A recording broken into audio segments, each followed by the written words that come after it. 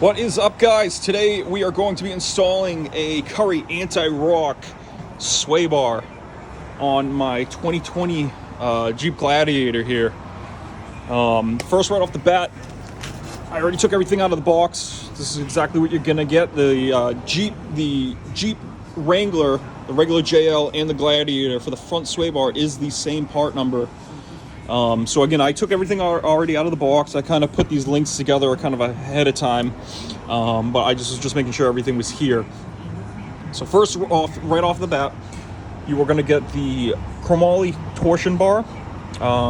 This connects the two swaybar links. You're going to get two brackets, a couple miscellaneous hardware here, two poly bushings, and the end links. The end links, again, you do have to assemble. I kind of, again, jumped the gun and just to make sure everything was here and went together properly. But you're going to get pretty much all of this here. Also going to get a set of directions. And you are going to need a handful of tools. I kind of grabbed two of everything just in case, whatever I needed. You're going to need a mallet. It requires some blue Loctite, tape measure because you do have to measure those links. A couple, again, miscellaneous wrenches, 15 millimeter, 11, 18, half inch, 3/4. This guy here is 5/8, 9/16, and then the same in sockets, deep and shallow. A couple extensions here, ratchet wrench, and I also got my brushless, cordless ratchet right there as well. So go ahead and get this going, start going through the directions, and seeing how it installs. Should be pretty simple. Say about an hour to take to do this. You want to make sure the vehicle is leveled in a level surface.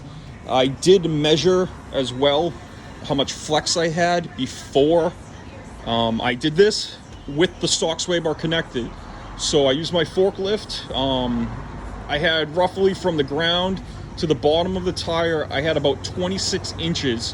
That's with my stock swaybar connected. Now this is a Sport S, so I do not have any swaybar disconnects currently. I'm running a Mopar 2-inch lift, factory Mopar 2-inch lift with the Fox shocks. So again, and also have a set of 35 by 13.5. And with all current setup I have right now, again, it's about 26 inches from the ground to the bottom of the tire. So we'll take another measurement afterwards once I get all this done and see how she goes. All right, guys, so the first step, what you need to do is remove the factory swaybar and end links. It's pretty straightforward. It's going to be 18 millimeter bolts going through here. And then on this side here, it's going to be another 18 on that side with a factory nut insert. And then up here, you can see the bracket that holds the actual swaybar on is 15 millimeter, one on each side, and then one down here as well. So you're going to remove that. Once you get that whole assembly off, just place it off to the side, and we'll continue to the next step. On the factory Rubicon that has the electric swaybar disconnect, it's going to be a little bit different. You're still going to have these brackets here and the same end links. But you are going to have a kind of like a motor module here that you have to disconnect a couple wires and stuff like that as well. And then essentially the whole thing comes out the same. Okay, guys, once you have your stock swaybar out, this should be what you are left with. The brackets, bushing, everything comes out in one piece. As well with the end links, they just kind of pop right out. And I just put all the stock hardware together just in case, for whatever reason, probably end up throwing this in the garbage. But what you're going to do next is you're going to start assembling your kit here. So what you're going to do is you're going to take your brackets here. These are your frame brackets. There's a left and a right. And you're going to take these poly bushings. You are going to insert them into the side that has the protruding nub right here. So this side here, one's going to go in just like that. You got another one. It's going to go in like that. Now they are a little bit tough to get in, so that's where the mallet's going to come into play. You don't really want to mark up the inside or anything like that. I've seen some people put a little like grease on them or a little hairspray or something to help them slide in. So we'll see how that goes. You want to pound them in till it's flush and do that for both. Okay, so once you have those bushings in, it's going to look like that, both sides. you're going to take the supplied bolts right here. You got 4 of them. You're going to put a little blue Loctite on them, and you're going to mount these frame brackets up to where the factory bracket mounted to, which is going to be like that. And you want the protruding section to be facing forward and facing out. So it's going to, once it's installed, it's going to look just like that. And also you want to put a little blue Loctite on these bolts here, and you want to torque them down to 40 foot-pounds. So we'll go ahead and get that. Okay, so once you get those frame brackets up, they're going to look like that. What you're going to do, next step is you're going to take the chromoly torsion bar, and you're going to take a little grease. I like to use marine grease. Whatever you got laying around will work fine. And you want to grease the inside of these bushings here. You want to make sure you get a lot of grease in there, because this torsion bar is going to be moving, and also it's a pretty tight fit. So it's going to help get that bar in there. So do that to both sides, and then after that, what you're going to do is you're going to take the bar here, you're going to line it up, and you're going to shove this bar all the way through. Now, if you're hitting your tires, if you got big tires, you might have to just kind of turn the wheel a little, just to help get in there. You're probably going to need a mallet and to get this through. So grease up both sides of the bushings, and then get this torsion bar all the way through. Okay, so once you get the spindle through, don't worry about kind of making it even. What we're going to do is you're going to take one of the Swaybar links, and you're going to kind of feed it on to the splines. Kind of tap it on there a little bit, and then once you get that on and flush, you're going to take these bolts here with a flat washer and a lock washer, and these guys here are just going to thread right onto the end of the torsion bar. So go ahead and get one side done, and then we'll go ahead and talk about the next side. Okay, so once you get the sidearm on, and you got this stop bolt on, what you're going to do is you're going to take this long bolt right here, and it's just going to simply drop through, and you're going to use the nylon nut and lock it onto place right here. Once you get that done, you're going to take your mallet, and you're just going to kind of pound and push the end link till it hits flush on the bushing, and that will give enough spline on the other side.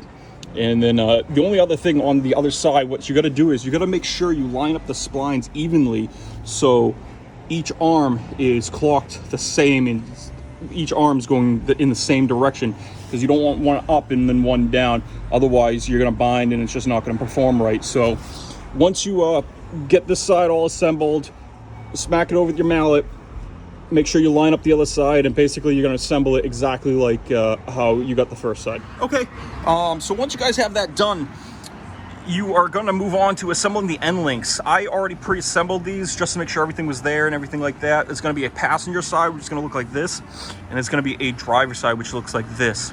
Now in the directions, they tell you to, from a center to center, they want 10.5 inches. Now I really don't know what size lift or where they're basing that off of, but we're just going to go off of that and see exactly how it is. Okay guys, once you have both end links assembled, we can start with the passenger side. I'm going to get these 2 spacers that are going to go on either side of the seam joint, and then you're going to take this bolt right here, and it's going to go through. Kind of show you right here. So bottom heating joint is going to go through here. You're going to put 2 spacers. This bolt right here is going to slide all the way through, and you're going to put a nut on the other side, and then this top link is going to go in through there, just like that.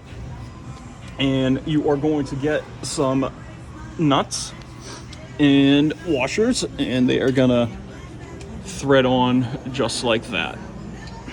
Okay guys, once you have the passenger side end link all tightened up and everything like that, we're going to move on to the driver's side, and you're basically going to repeat the process. All right guys, once everything's fully assembled, this is basically what it should look like. You do got to clean up that wire right there, but basically they should have a pitch to them, And in the directions, what they state is at mid-droop. So when you're at mid-suspension travel,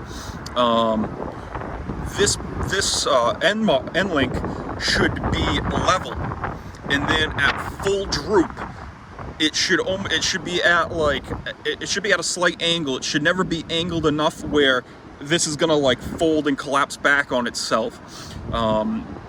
These are completely tunable with it on the vehicle, so I'm gonna kind of run some tests and see how it performs with this setup out of the box, and see if you know, I need to make any adjustments or anything like that. But what we'll do is we'll get the forklift out, and we'll jack one side up and see the difference. Well, guys, with it jacked up, I have to say it gained a ton of extra suspension travel. My wheels are stuffed in my fender. If I went any more, I think I would be cracking my fender up there. As you can see, the back wheels are on the ground, so I'm not like exaggerating anything like that. And we'll kind of break out a tape measure here and see where we're at. Now, before I did this, I was at roughly 26, and right now I am at just about 34. So we did gain a decent amount of flex off that, and again, that's pretty good, I would say, for a 2-inch lift with 35. So overall, I'm pretty happy with it. As you can see, lots of suspension travel. Rear tire, they're pretty stuffed. I still got some room in there. I think the sway bar in the back is hindering me as well. Maybe some bump stops in there as well. So, as you can see, full droop, full droop there. The sidebar is perfectly parallel, which I could probably tune it, because they say it should kind of be more angled down a little, so I might even be able to get a little bit more flex out here. But overall, I'm pretty happy with that purchase.